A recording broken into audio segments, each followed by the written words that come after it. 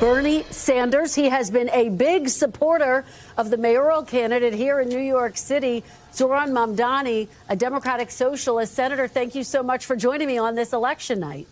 My pleasure.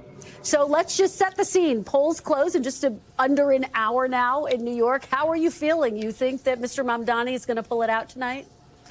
Well, as I understand it, the turnout is extraordinary. And as somebody who very much believes in democracy, worries about the future of American democracy, I am glad to see that the turnout, I think, is the largest in 30 or 40 years. So that's a good sign.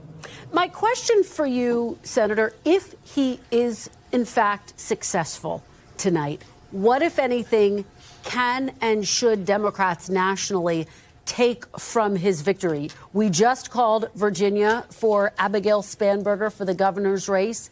These are very similar messages in some ways on the economy, that they want to make the life more affordable for their constituents, and yet very different visions for how to do that. What should Democrats take from it? I think you're right. We will see what the election results are in New York City before I pontificate. But I think Mamdani has run an extraordinary campaign.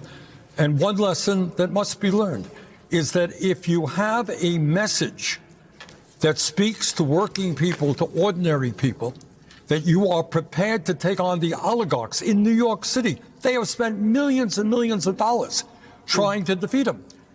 And what he is saying is that in New York, and in fact throughout the country, we need a government that represents working people, the middle class, who are having a hard time now being able to afford housing, childcare, transportation, health care.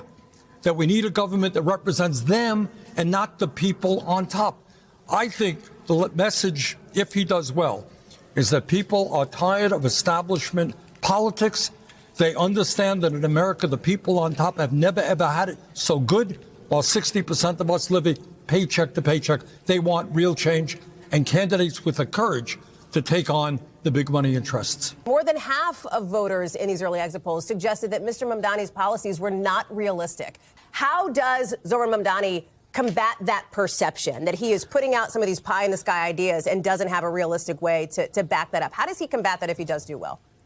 To make sure that people in New York, and in my view all over the country, in the richest country in the history of the world, can afford housing. That is not a radical idea. What is a radical idea, if I may say so, is Trump giving $1 trillion in tax breaks to the 1% and throwing 15 million people off the health care they have. That is a radical idea. Thinking that climate change is a hoax is a radical idea.